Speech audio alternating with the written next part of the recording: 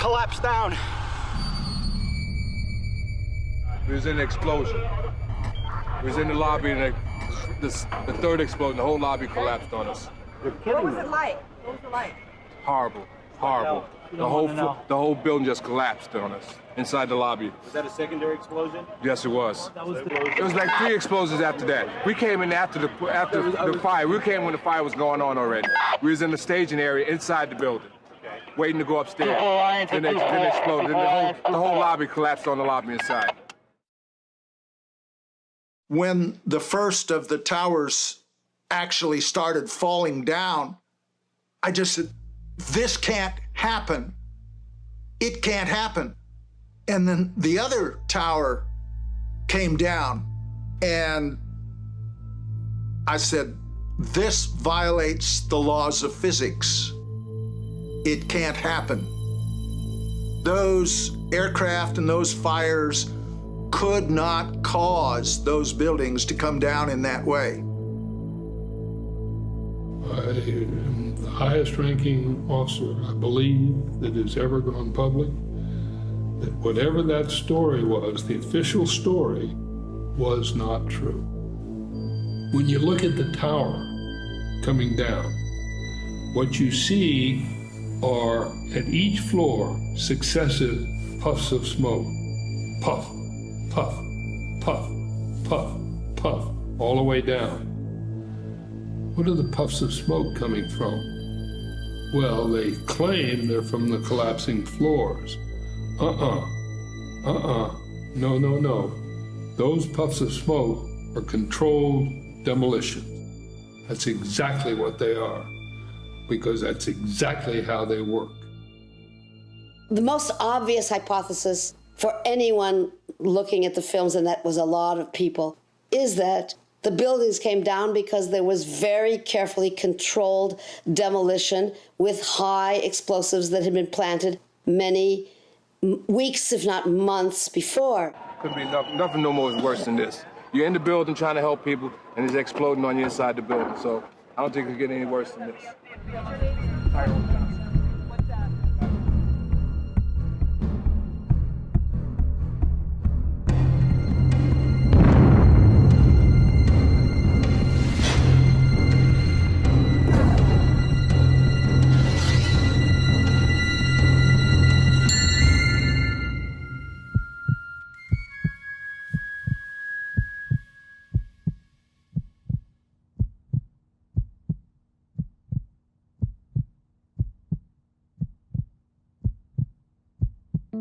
Looking anew at 9/11 is a lot like watching a great movie that at the end you find out a detail that transforms the whole experience of the movie. That the characters, the scenes, all have a different meaning that need to be reprocessed. Sometimes we go to see the movie again to understand what was actually happening that we didn't the first time. Reprocessing 9/11 will inevitably stir up new hurts. We've already been through the trauma, but now realizing that there's a different meaning cuts in a different way. And we have to be willing to endure those pains, those hurts, and those fears that are required there. And in some way, we have to relive 9/11 anew. I think we can all relate to the initial shock and awe of the planes approaching the World Trade Center, going into them. We were terrified. We thought the country was under attack. And then we were given an explanation within 24 to 48 hours that this was forces from the Mideast, 19 Arabs. And that flashbulb memory, that traumatic event has stayed with us ever since. It's been called shock and awe in another context with Iraq. But there was a shock and awe, definitely, in that case. And the media theory says that the first story is the one that sticks with you. September 11, the world experienced a shock, and especially the American people. And then we got disoriented in a state of what is called cognitive dissonance, where we had two different ideas that did not go together. For example, in America, we thought we were safe, and yet now we were not. where were those military airplanes that are supposed to protect us? We saw the airplanes flying into the towers and then the towers collapsing. The explanation was somewhere it was a structural failure. Then later on, we heard from architects and engineers that it was not possible. It did not follow the principle of physical laws. People continue to be either oblivious to the fact that this information exists or completely resistant to looking at this information. So the question becomes why? Why is it that people have so much trouble hearing this information? Now, as we know, the horrors of what happened on 9/11 were televised all over the world, and they were televised, in fact, live, so that millions of people witnessed that, and millions of Americans witnessed what was happening. We witnessed the deaths of almost 3,000 of our fellow Americans. We know this had a very severe and traumatic impact on a majority of the population. I myself cried for weeks after September 11th.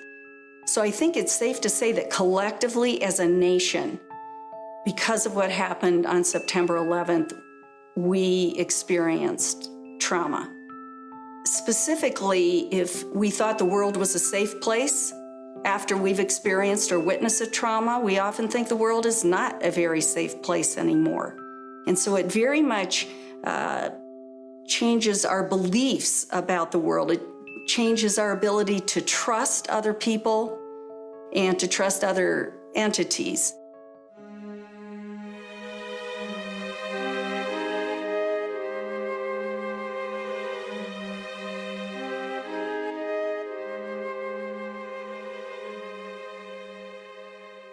Many people have rightly commented that 9/11 is a religious issue. As a theologian, I agree with that. I accept the definition of religion given by Paul Tillich many years ago, saying that religion deals with matters of ultimate concern. Now, theologian John Cobb has stated that starting in the 15th and 16th century, we had a major shift in the understanding of religious concern. That prior to that time, people were Christians or Jews or some other religion, and that was their primary identity. That was their ultimate concern. But it shifted in the 15th century to nationalism. And nationalism in various countries became the new religion. This is certainly true in the United States, where Americanism trumps Christianity for many Christians. I gave a lecture a few years ago called 9/11 and Nationalist Faith. And in that, I argued that even though people who are Christians or Jews, and then if they're Christians, some particular type of Christianity, like the Presbyterian Church or the Methodist Church or the Catholic Church, they actually tend to subordinate that to their concern for America, for their devotion to America. I was interviewed by one of the well-known talk show hosts on television, and they came to the home and interviewed me, and it was going very well from my point of view, but the talk show hosts got very upset and finally just blurted out, "That's blasphemy." It is wrong, blasphemous, and sinful for you to suggest, imply, or help other people come to the conclusion that the U.S. government killed 3,000 of its own citizens because... And blasphemy is a religious issue. And he was treating Bush and Cheney as if they were religious figures, as if, frankly, they were members of the Holy Trinity. And so that was another great revelation to me, that for many people, their devotion to the country or even the political representatives of the country are more important and of religious importance than claims about what really happened on 9/11. So I think people need to think seriously through their own religious commitment, whether they're Christians or Jews or Muslims or Hindus or Buddhists. Think about what it is they are truly most ultimately concerned about. And if that is God, then they would say, truth is the most important thing. So I need to be open to the possible truth of the 9/11 truth movement, even if that is very threatening to me and to my commitment to my nation. A lens through which to understand the resistance that we all have against hearing information that contradicts our worldview or information about the official story of 9/11 is what social psychologists call cognitive dissonance.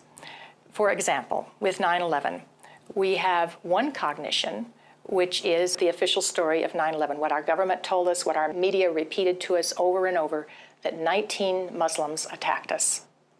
On the other hand, we have what scientists, researchers, architects, engineers are now beginning to tell us, which is that there is evidence that shows that the official story cannot be true, that 9/11 was most likely a false flag operation. So now we've lost our sense of security. We are starting to feel vulnerable. Now we're confused. Now we have a choice. And we all have this choice. And what some of us will tend to do is deny the evidence that's coming our way and stick to the original story, the official story, and to try to regain our equilibrium in that way. Another thing we can do is decide to look at the conflicting evidence and be sincere and be open-minded and look at both sides of the issue and then make up our own mind about what reality is. One thing I would like people to know is that you don't need to be an engineer or an architect to see what happened to those buildings. I'm asked all the time, why should we not believe the experts and what they've told us? And I always answer with this simple story. One day when I was driving my truck down the road, my truck quit suddenly. And as I was waiting for the tow truck to come, I thought to myself, well, don't just sit here like a stool pigeon. Get out of your truck, open the hood, and look underneath the hood for anything that's obviously broken.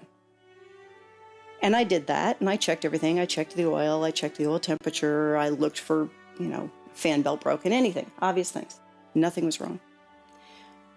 But when the mechanic called me and told me that I needed a new engine because it had overheated and because it had dropped its oil and overheated, I knew he was lying because I had opened the hood and looked for myself and thought for myself.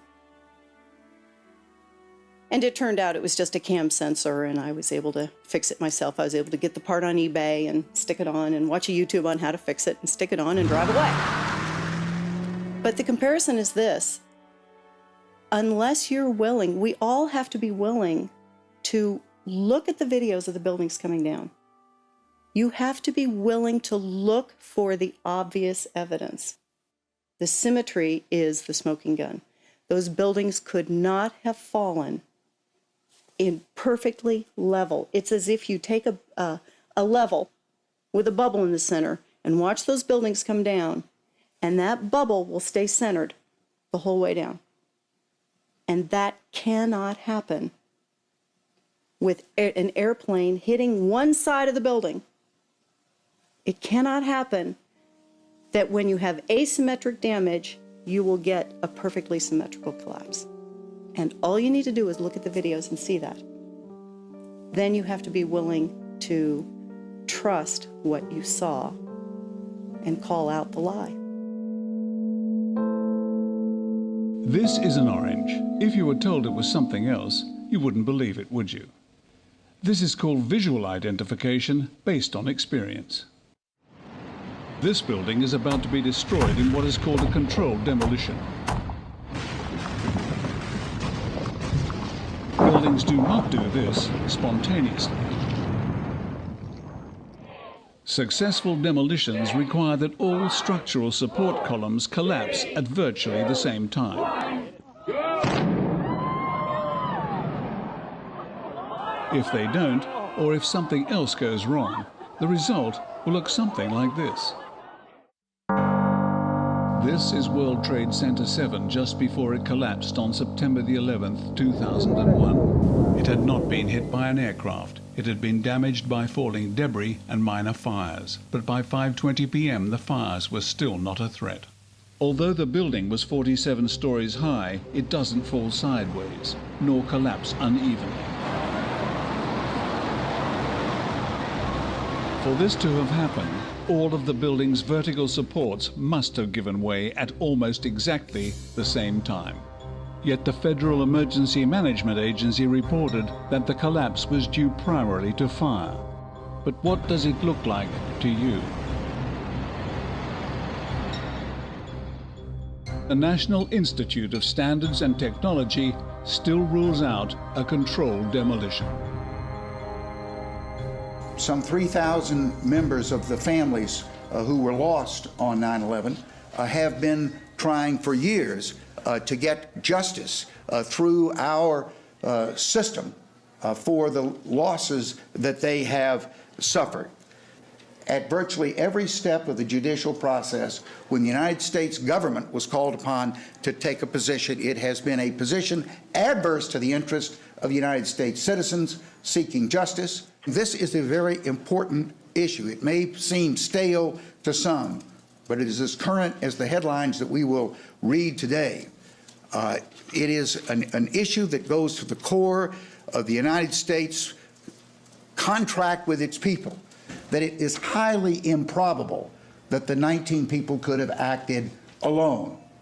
Yet the official position of the United States government has been that they did act alone, and that there is no necessity for further inquiry into the question of whether there was a support network. President Lincoln had a policy throughout the war that every message that came into the government, specifically into the State Department, was a matter of public record on a daily basis. His feeling was that if the support of the American people were going to be maintained in a war which was increasingly bloody, many loss of lives and loss of treasure, that it took the confidence of the American people that their government was conducting itself in an appropriate manner, and that the key to that confidence was disclosure. I wish we applied the Lincoln-esque standard to what happened in 9/11.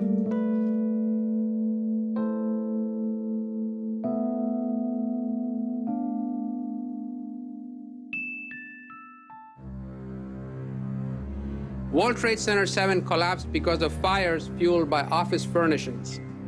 It did not collapse from explosives or from fuel oil fires.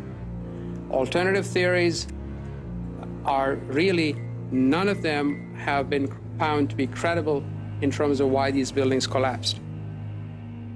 Neither NIST or FEMA followed standard protocol for fire and explosion investigations, or just fire investigations for that matter. National Fire Protection Association Guide number 921 calls for saving the evidence and being prepared to justify why you wouldn't. It also calls for testing for accelerants and explosives when high-order damage is involved. NIST did not do this.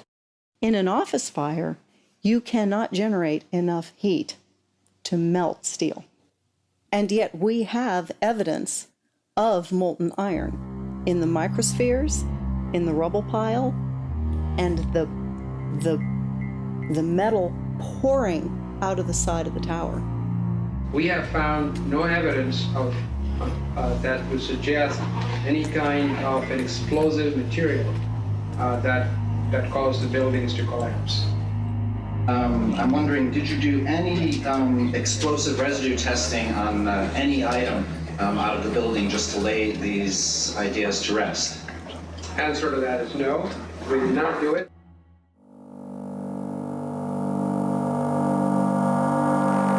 People differ in their ability to question authority. Stanley Milgram did a famous psychological experiment about 50 years ago, and in this experiment, 65% of subjects administered the final massive 450-volt shock to a participant that they believed had a heart condition who was screaming and pounding on the wall. 375 Now, they've done a number of replications of this study and have found that 61 to 66% of people were prepared to inflict what they believed was a fatal shock at the bidding of an authority figure. So roughly 2/3 of the public can show blind obedience to authority.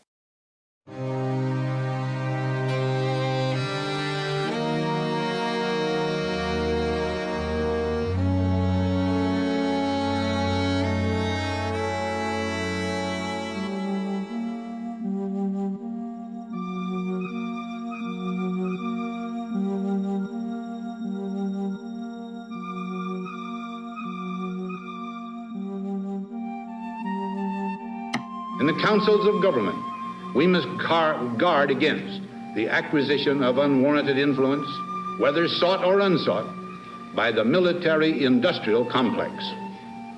The potential for the disastrous rise of misplaced power exists and will persist. We must never let the weight of this combination endanger our liberties or democratic processes. We should take nothing for granted. Only an alert and knowledgeable citizenry can compel the proper meshing of the huge industrial and military machinery of defense with our peaceful methods and goals. For we are opposed around the world by a monolithic and ruthless conspiracy that relies primarily on covert means for expanding its sphere of influence, on infiltration instead of invasion, on subversion instead of elections, on intimidation instead of free choice, on guerrillas by night instead of armies by day. It is a system which has conscripted vast human and material resources into the building of a tightly knit, highly efficient machine that combines military, diplomatic, intelligence, economic, scientific, and political operations.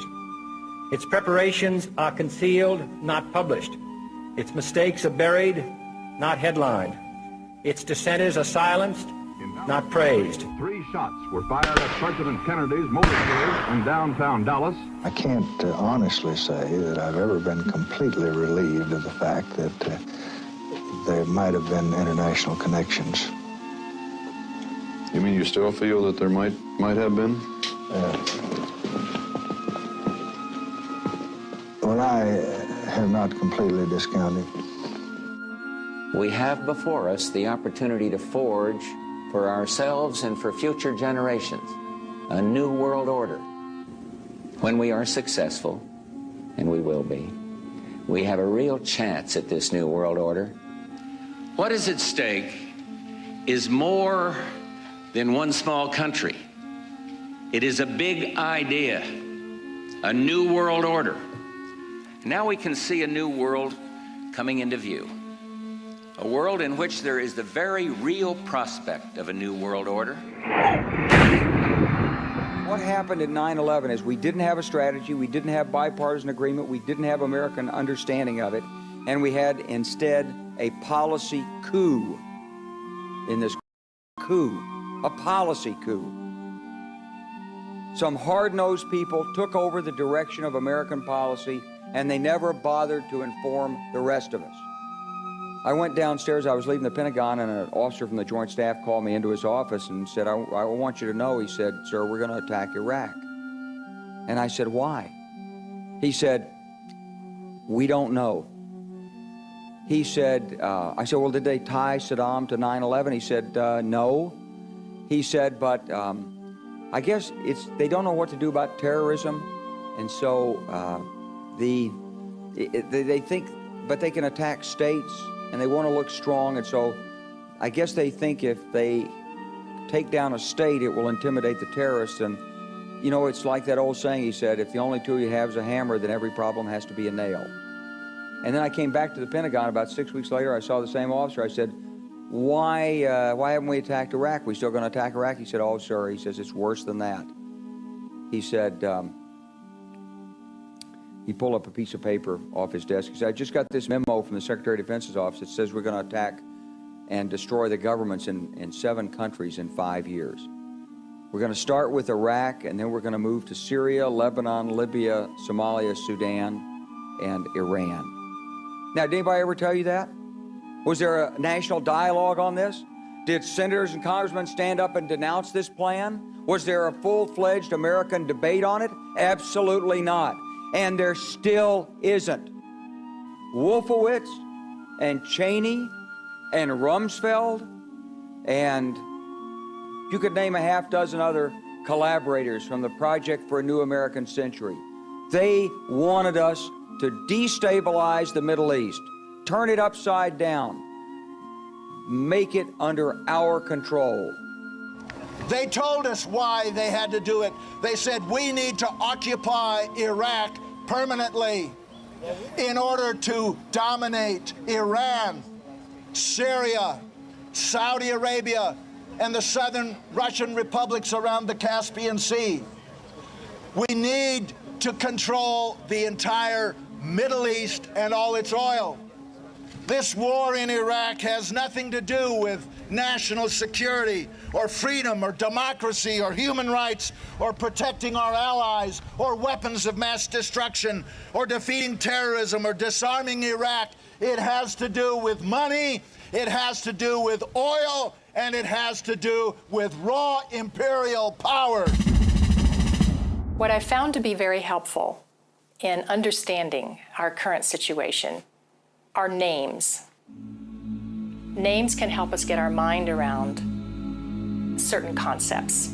For example, the term false flag operation. A false flag operation is usually a violent act perpetrated by one's own government or group and scapegoating another group of people for the purpose of convincing the population to go to war abroad and to restrict liberties at home.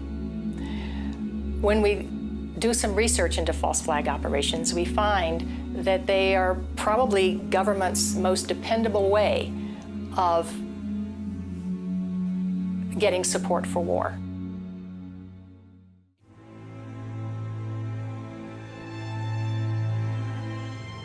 Numerous false flag events have been used to justify wars in the past. Possibly the Iraq and Afghanistan wars can be connected to a false flag event in this case. That would fit into the psychologist's explanation. Somebody generated a new Pearl Harbor, and that was used to turn public opinion into the support of war. A number of senior congressional figures are calling this America's Pearl Harbor. Is this comparable to an attack on Pearl Harbor? This is an act of war. When they compare this to Pearl Harbor, I don't think they're wrong. Senator Dodd earlier today compared this to the equivalent of the bombing of Pearl Harbor. In my youth, the Gulf of Tonkin has been exposed as the false flag non-incident, which was used to get Congress to vote to go into Vietnam. If you look into the history of other wars, in almost every case, you find public opinion was manipulated to get us into the war, and this may be no exception. So rather than be afraid of the possibility that we were manipulated into a perception that we've been attacked, perhaps we should summon the courage to allow experts to weigh in and have a public process to get out the truth. So that's why I have joined the 9/11 Truth Movement, to allow the light of day to shine on a traumatic event and hope that out of that can come a national healing.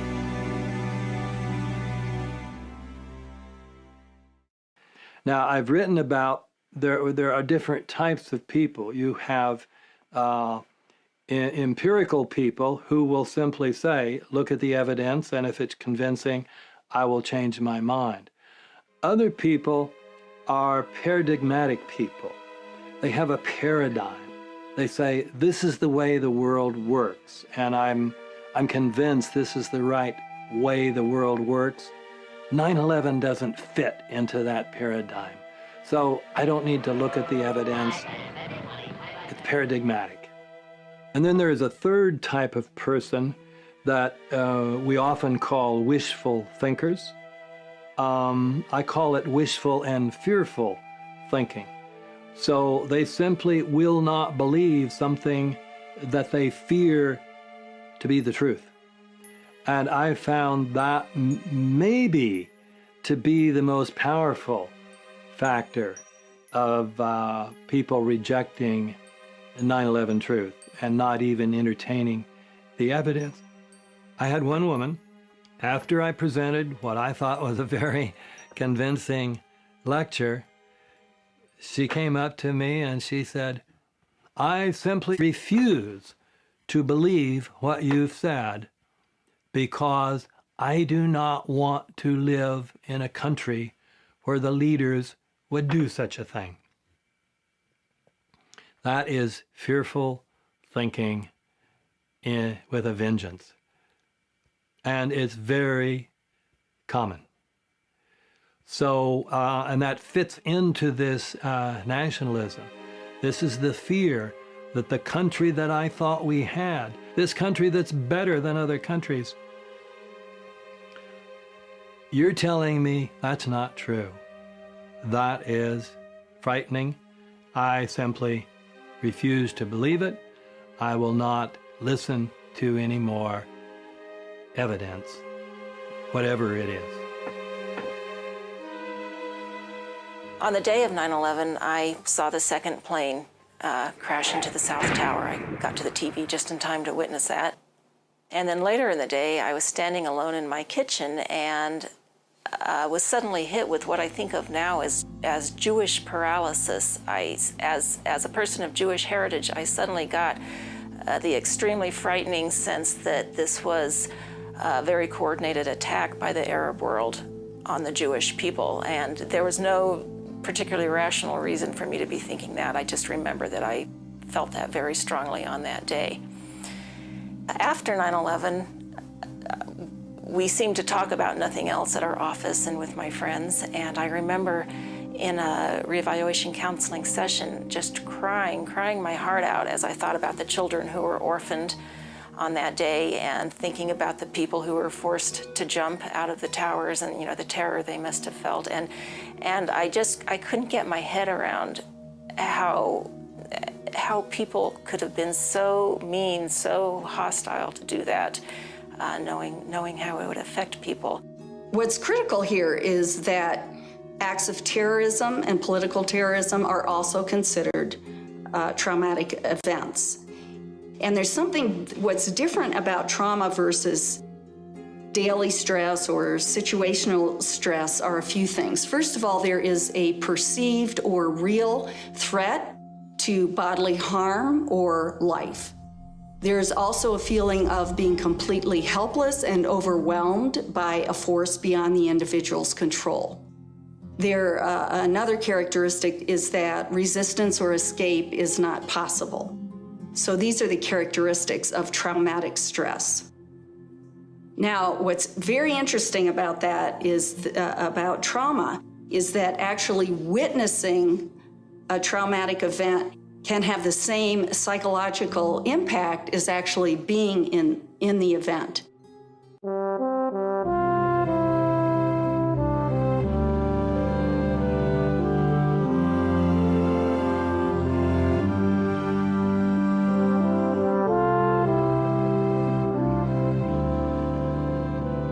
I think as a psychologist, to overcome our fear of the traumatic event with new information would be the best, healthiest route to our collective recovery from the trauma of 9/11. That, by the way, is a psychotherapeutic insight that to gradually uncover the truth in your own life, the sources of anxiety, to make them conscious, is the royal road to recovery. Healing comes through facing the truth, experiencing it, allowing the feelings to come in, so that if there are feelings of fear that perhaps these events were caused by something that we haven't thought about yet, dark elements within our society, for example, we'll let that come in and explore it. Let the light shine on whatever happened. This will be the most healing process. But some of us find it comforting if we believe that an enemy attacked us. Most people take that route. That explanation was given to us by the news media within hours of the so-called attack. That's extraordinary, to identify the perpetrators on the first day without any forensic examination, without any investigation of the crime scene. For example, there was another World Trade Tower that went down, World Trade Center 7, and no one's explaining that. So we waited and we got the 9/11 Commission report. We thought that would bring some harmony, some consonance, but for us there was dissonance. The official story didn't make enough sense. We had this discrepant information. We kept looking, and finally we found something that did produce consonance, which was that there was apparently a demolition in all three buildings, and that's where the Richard Gage explanation appeals to a wide spectrum of professionals in many disciplines. So the dissonance is reduced by finding a scientific explanation.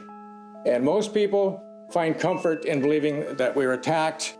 A smaller minority of us feel that it would be more comforting to understand this in terms of science. The thing that's most important about science is that it's a way of knowing. It's a way of knowing that anyone can participate in. Of course, they have to have some background and they always develop more. But it's a way of knowing about anything. And it's at the end of any kind of science activity, people will agree that they have collected evidence that illustrates a hypothesis. And if the evidence is contradictory to the hypothesis, one has to abandon that hypothesis and look for another one.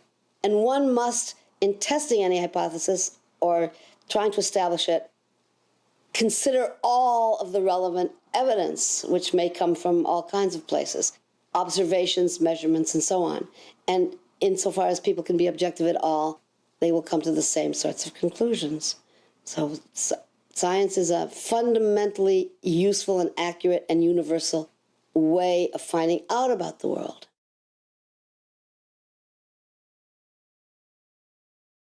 NIST received $20 million of taxpayers' money to determine why and how World Trade Center 1 and World Trade Center 2 collapsed following the initial impacts of the aircraft, and to this day they have not done so.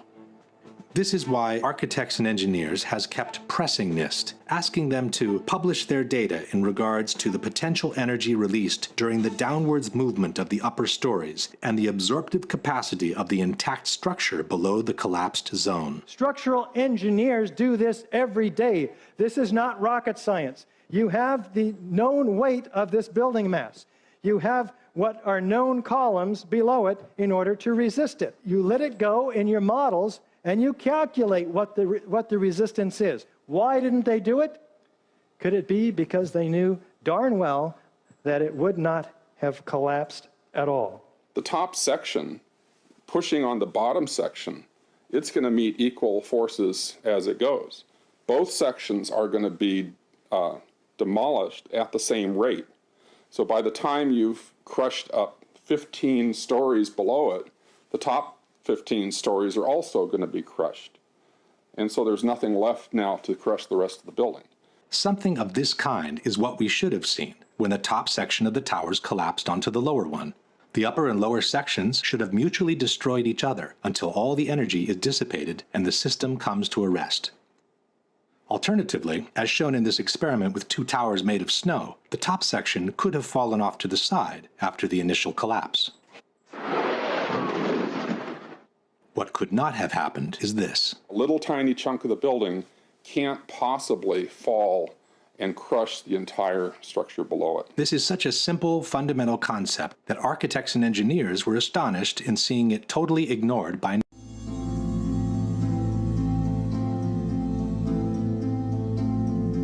In March of 2004, I went with my brother on a protest march commemorating the first anniversary of our invasion of Iraq. And at that time, my brother told me that there were people who had suspicions that the United States government or people within the government had been responsible for the 9/11 attacks. And when my brother told me this, I immediately felt such a sense of revulsion and distaste. It was as if he had exposed himself to me. And I just felt that it was completely beyond the bounds of decency and good taste for him to have said something like that. And so I changed the subject. I did not ask any questions about it. I just didn't want to hear about it.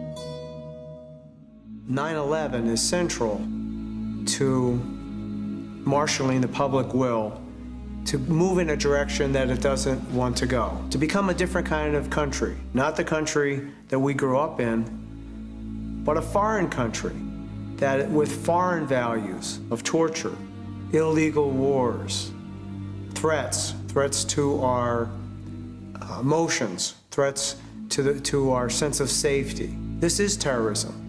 It's terrorism by our government. These things should not be tolerated. Unless we want to tolerate the being led in a direction on false information, then we need to be closer to the truth.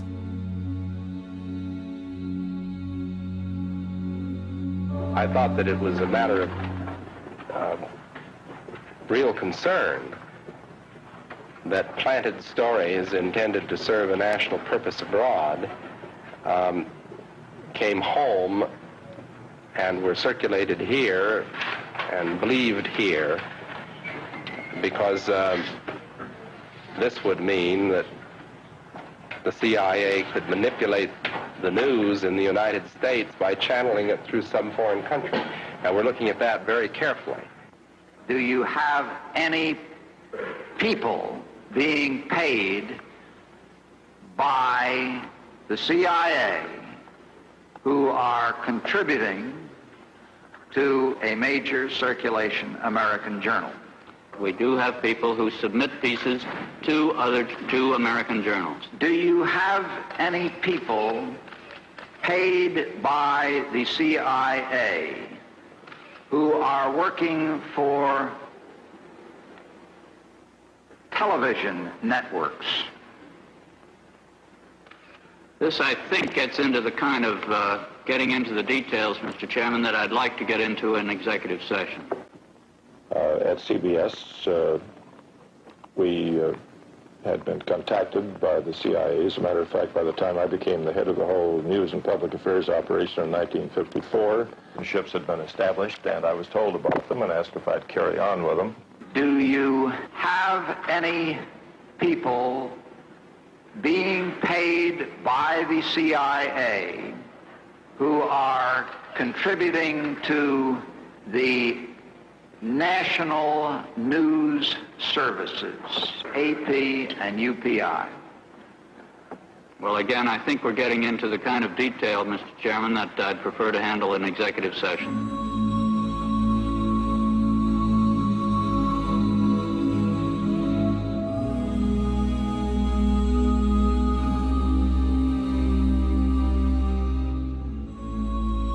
The media seems to function as the prime enabler of the 9/11 events. That you can almost see the media as a kind of a national mind or a global mind. That it's hard to think outside of what we see on television and the newspapers. And if they're presenting repeatedly one version, they are very convincing. And so the media is part of the problem. And If we knew the media better, we would have known this before 9/11. So when the media told us who it was and didn't question, we would have questioned the media. But it's another part of our system that we have not faced, is that our media really does not serve the people the way that we think it does. It does serve government, it serves business interests, and it is blocked out like a mine guard against the 9/11 truth, the truth of what happened.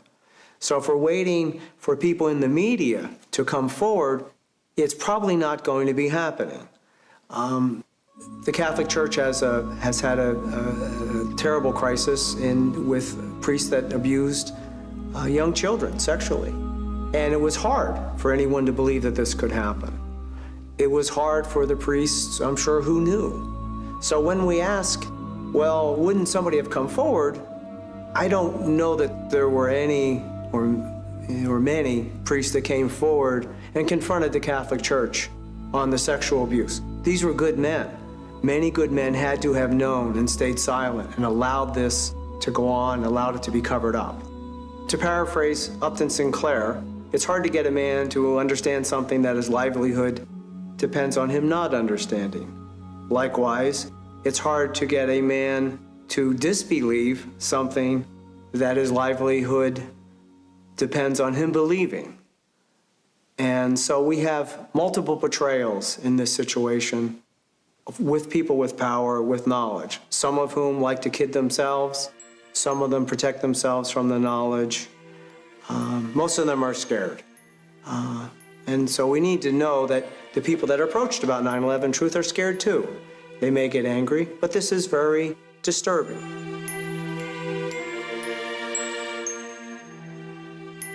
One of the great flaws that the Greeks told us about and warned us was excessive pride. Thinking that we're above such things, that it could happen in other countries, but it couldn't happen here, that's a lack of humility, and that's excessive pride.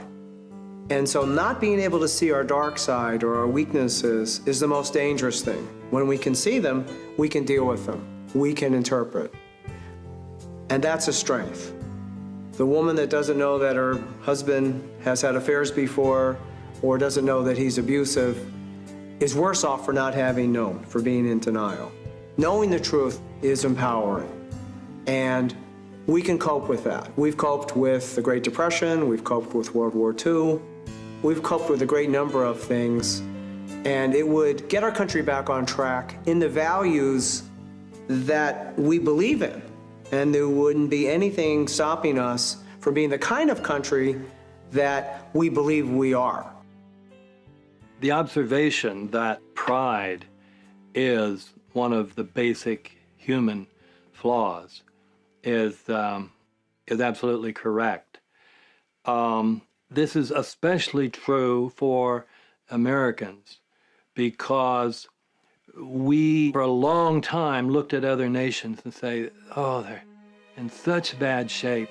But luckily, we don't have those problems. We don't have leaders who would do those things that were done in the Soviet Union, or done in Germany, or done in Japan, and on down the list.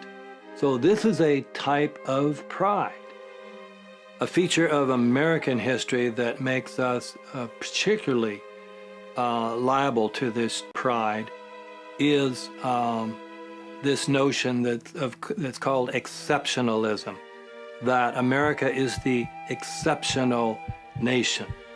And that began from the beginning. As this country was formed, the people would say, well, there was so much evil in the European countries, so much cheating, so much lying, so much using the people for the ruler's purposes, but not in America. We have leaders that are free from those sins. So I think this has made 9/11 particularly difficult for Americans. We find that the Europeans in the 9/11 movement don't have such a problem. we found that the Japanese don't have a problem. They do not believe the United States is the exceptional nation in this sense, that we are somehow, our leaders are above the sins that affect other leaders.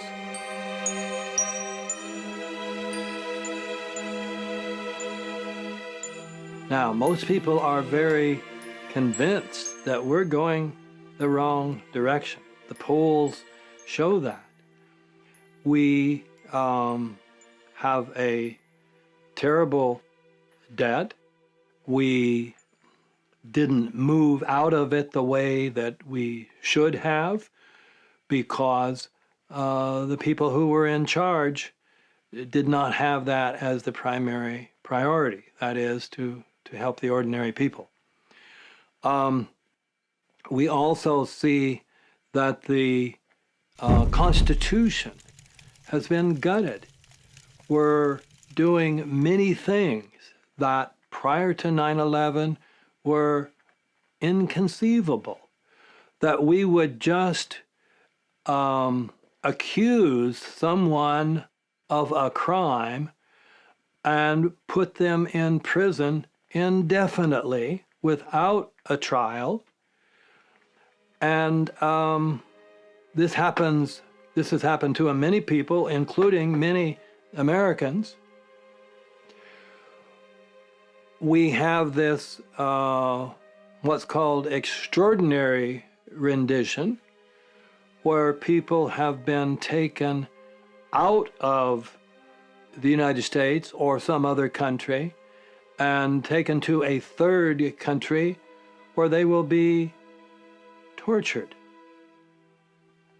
We know there has been an enormous amount of torture. No one has been brought to trial for that.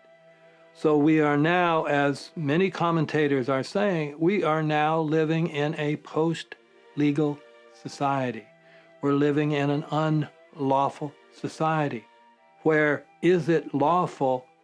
That question no longer counts. What happened with the killing of bin Laden?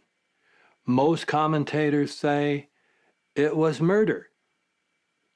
No one will be punished for that. In fact, the president's poll ratings will go up, have gone up. So there are many things that people would say in the last 10 years, this country has gone way downhill, not only economically and militarily, but legally, spiritually. Our own self-respect is being undermined, is being destroyed by the things that the government is doing, and nobody is held accountable.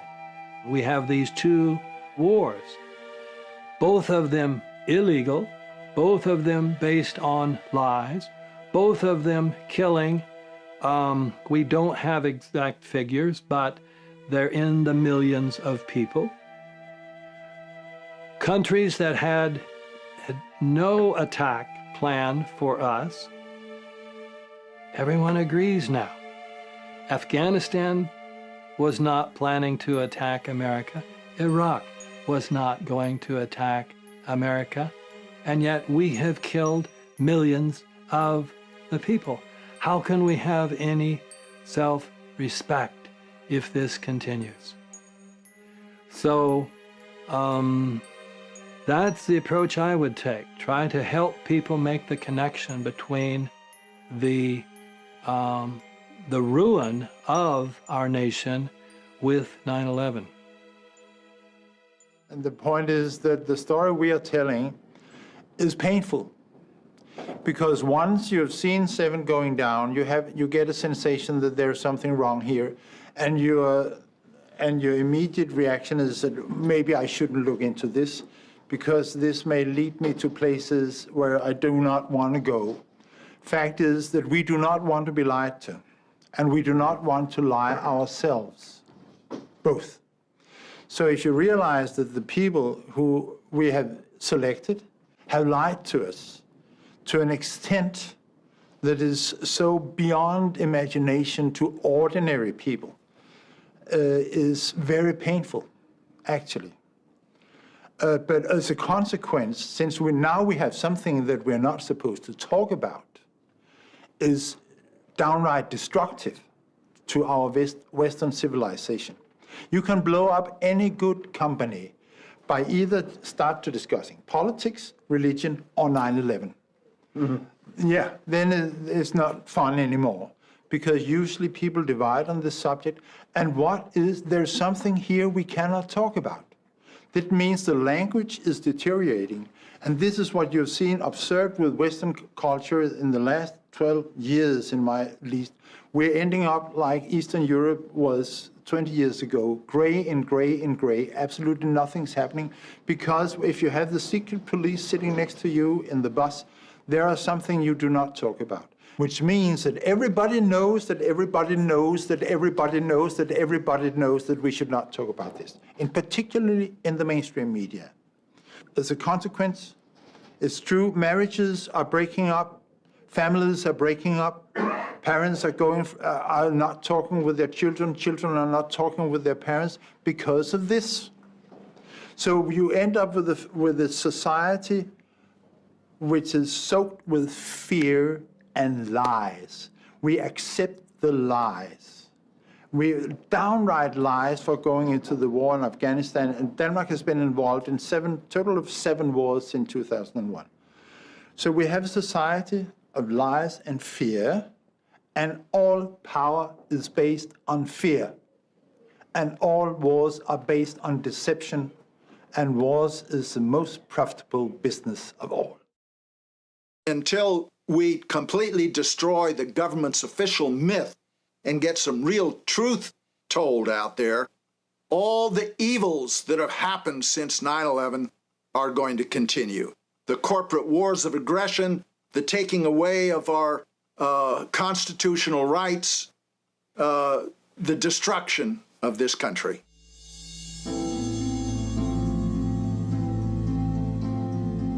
I've come across a song by a performer named Weird Al Yankovic, which sort of sums up what I was feeling, what I've heard other people talk about when they had to deal with the 9/11 information.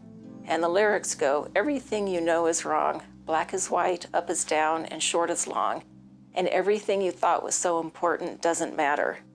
That was what it was like. It was like a very sudden shift in my priorities and what I thought I needed to be doing with my life, in just how I regarded the entire world and how I regarded the people in it. If we can think of our worldview as being sort of our mental and emotional home, on the day that I learned that 9/11 was probably an inside job, it was the day I lost that home and was sort of cast out into the wilderness, an extremely uncomfortable feeling. And when I've tried to talk with people in the past few years about 9/11, I see that sort of discomfort come up with them many times, to the point where they will, I think all of us will do just about anything to defend our homes, to defend our families. And so I see that with people, and I saw that with myself when my brother tried to talk with me about it, of don't mess with me, don't mess with my home, don't mess with my comfort with how things are. So that was very difficult. When 9/11 happened, a lot of things were taken away. Lives were lost, fears were instilled, hatreds were stirred up. Those are some of the most intimate parts of one's psyche, what makes one human. More was taken away from us than those lives, as tragic as they were. Our right to form objective opinions, our right to have our own feelings about objective reality was taken away. We were psychologically abused on September 11th, and since. The psychological abuse has continued. We need to stop the psychological abuse and manipulation of the American people. If we don't, then we are participating in it. None of us were trained to look at the possibility that the government could do this. There was no class in graduate school about government operations as such. We were never taught to entertain the possibility, even though we now know these things have been going on for a very long time. 9/11 and facing the truth about it is important to the soul of America. And the values that have come from the official story corrupt us emotionally, mentally, and spiritually. We don't deserve to be corrupted.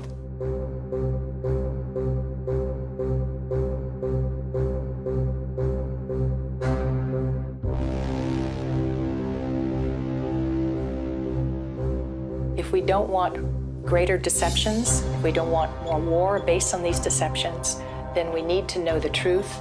And the way to find the truth is an investigation and then holding those responsible legally accountable. We need an impartial, scientific, and legal investigation, as required by law, of any crime scene. And we should not be treating 9/11 as an excuse to go to war, but rather as a criminal act for which we have yet to do the forensic analysis, the scientific analysis, all the disciplines working together. I know that's what we do in our police department in my hometown. That's what we expect in our state government, law enforcement. We expect at the international level, international law. I think that by putting science together with the law, we will have a psychological healing around the impossible cognition that has been produced on that day.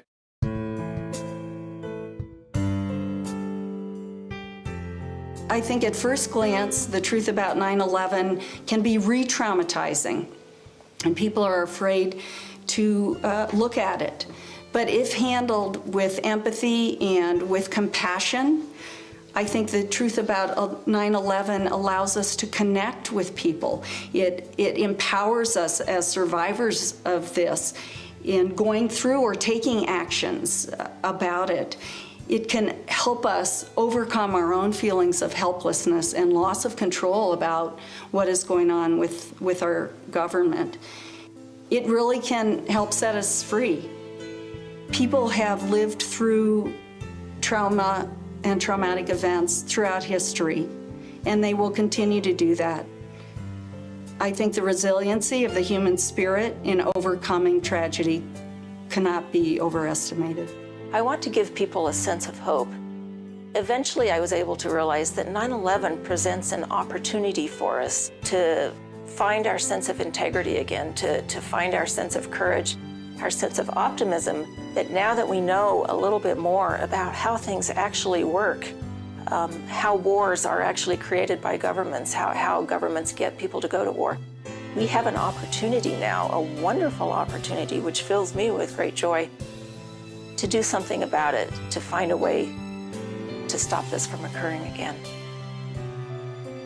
There will always be people who cannot accept the truths of 9/11, even if the perpetrators publicly confessed. But for most people, the truth can be accessed.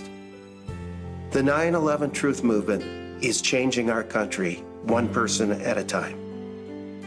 One of the leaders of the 9/11 Truth Movement has said something that I sort of hold close to my heart. It kind of keeps me going when things get rough. There is no greater joy than coming together with people of conscience and standing up together for what's right.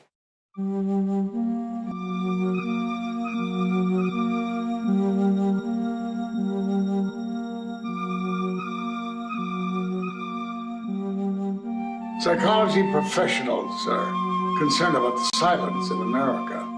The silence about what happened on September 11th, 2001. Secrets make us sick, they tell us. Secrets make us psychologically unhealthy. Whether held in silence within us as individuals or held in silence by an entire nation.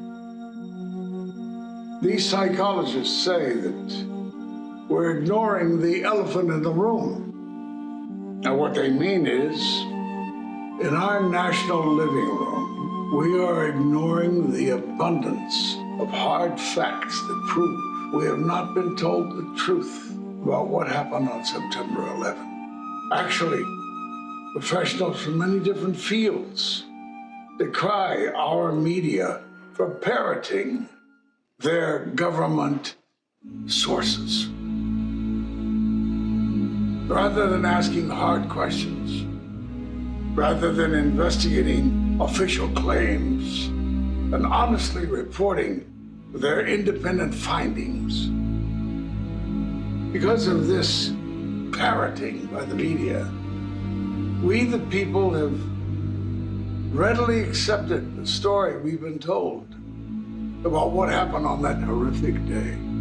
That horrific day. A day that drastically changed our world. We have learned that if we label those who question our government's account of that tragedy as conspiracy theorists, we can quickly silence honest discussion of what really happened on 9/11. Yet if we listen closely to their questions, instead of silencing or ignoring them, we notice that a number of serious researchers are bringing hard scientific evidence to our attention. If we study this evidence, we can easily see that truth has been demolished in our country. That's why this film has been titled Demolition of Truth. To be healthy as a nation, we must be willing to open our eyes and our hearts. We must find the courage not only to ask the difficult questions, but to listen to what may be challenging answers. Since 9/11, thousands of soldiers and millions of innocent civilians have been killed.